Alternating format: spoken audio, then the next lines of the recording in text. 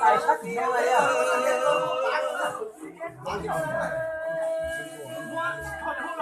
Tài sổ xong ra rồi. Đúng rồi, sổ mai mới cho nuôi chả mấy cho nuôi bắt bắt rồi. Cái chả mấy cho nuôi mấy cho bắt bắt rồi.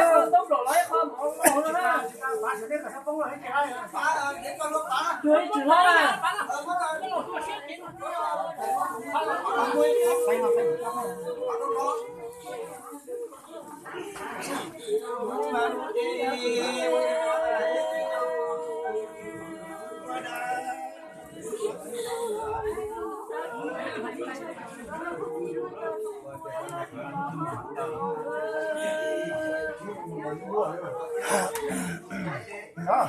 không có được quay tao là không cho nó thằng cái này không có quay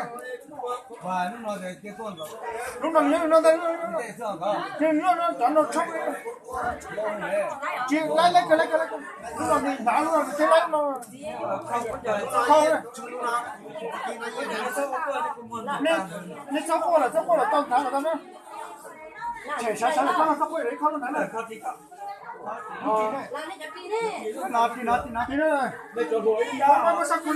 để cho rồi là không đâu à nó tao nó đấy tôi tao đây chắc là tôi có cái cái con đá to cái mà tôi sẽ chỉ có cái gì đó nè